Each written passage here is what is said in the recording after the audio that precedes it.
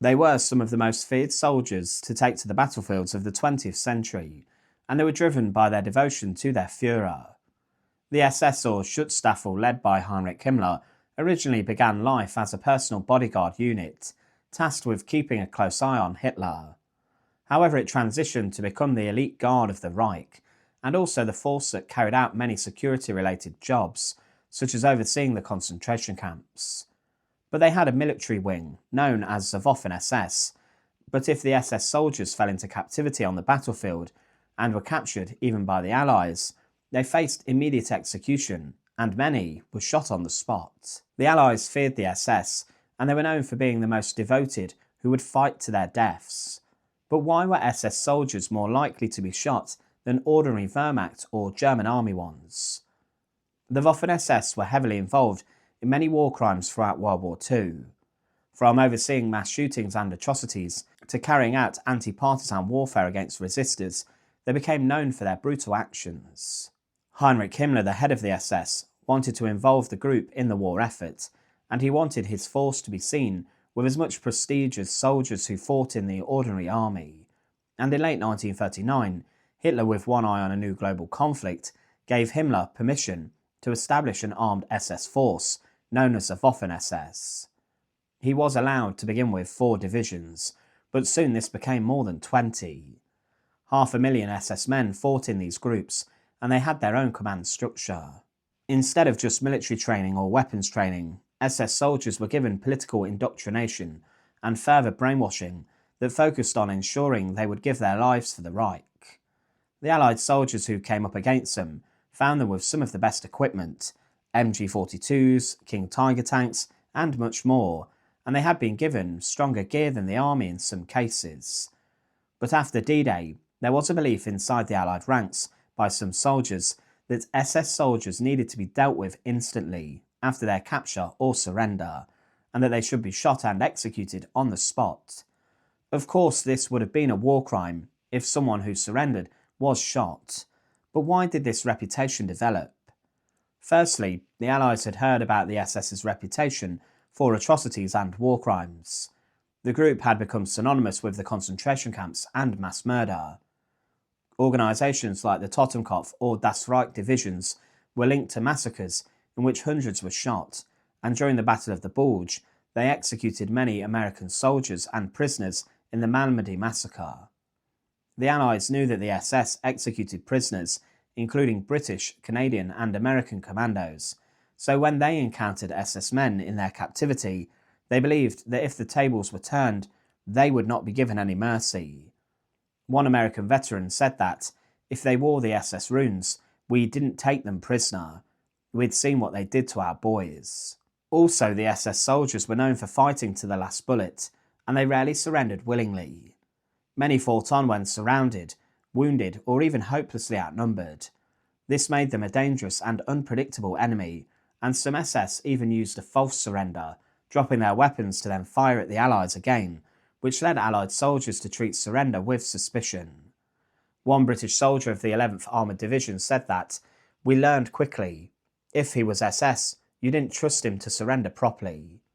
They had a reputation for being deceptive and defiant, which led many to be shot before being captured. But by the final weeks of the war, there were many concentration camps which were discovered and found by the Allies and the Soviets, and they had found the scenes of massacres. At Dachau, for example, they discovered train boxcars just outside the main camp, with thousands of dead bodies inside. These are victims of the crimes of the SS within the camp. Upon entering Dachau for liberation, the Americans shot many SS guards after seeing this. They were caught up rightly in the emotion and sought instant revenge. Some Einsatzgruppen members of the death squads that rampaged in the east after capture, were publicly executed in front of the Soviet population. Now, the uniforms for the SS made them actually very easy to identify and also spot. The SS often wore their distinctive collar insignia with SS runes, and they also had blood group tattoos, usually under their left arm. A small mark with a letter. Some at the end of the war, to avoid capture or punishment for being a member of the SS, actually burned these off and tried to remove the tattoo. The SS were so easily recognisable, and it was difficult for SS men to blend in with regular Wehrmacht troops, so once identified, they risked immediate execution and could be even spotted in the most ferocious battle situations. On the Eastern Front, the conflict between specifically the SS and the Red Army was one of annihilation. The SS were given roles to slaughter and execute those who were said to be racially inferior or undesirable in the eyes of the Nazis. SS divisions took part in anti-partisan operations that involved massacre of civilians. The Soviets saw them as criminals and not soldiers, and captured SS men were shot frequently on the spot by members of the Red Army, in retaliation for the Commissar order. They saw the SS as those men who had burned down villages and organised massacre, and there would be no mercy. Now, official orders from the Allied High Command did demand that all prisoners of war be treated in accordance to the Geneva Convention, but on the field of conflict, whether this was taken seriously or not was rather debatable. Following the Malmedy massacre, in which 84 American prisoners of war were murdered by SS troops, the Americans began to take less SS prisoners. This was also reported within the Canadian and British ranks in Normandy, and also in the Netherlands. Reports of shot SS soldiers rarely made it back to high command, and commanders often turned a blind eye too, understanding the emotions of their men, and also the reputation of the SS. The group had been indoctrinated by the Nazis to believe that if they did fall into enemy hands, that they would be tortured and executed. Many were told that the Allies, especially the Soviets, would execute them, hence why they went down with a fight. But in the final weeks of the Second World War, order broke down across Germany and the front lines. Allied and Soviet troops saw the end in sight, but were exhausted by the fighting.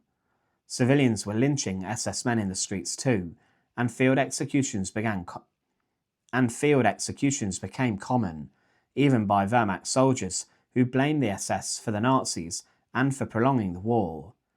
But to sum up, the SS soldiers were more likely to be shot during their capture because their units had committed atrocities which earned them a reputation for brutality. Also, they fought fanatically, and sometimes there were cases of faked surrender, meaning it was dangerous to take them a prisoner. Also, the Allied soldiers wanted revenge for the massacre of prisoners of war and fellow countrymen they had heard about. They were also easy to spot and identify, which meant they did not blend in well to the general German military. But while many SS men met a violent end when they were captured, others did manage to hide their identities and actually blend into a post-war world, escaping any punishment and any form of justice. Thanks for watching. If you've enjoyed this video, click subscribe and maybe tell us what you'd like to see in our next video in the comments below. Thanks again for watching.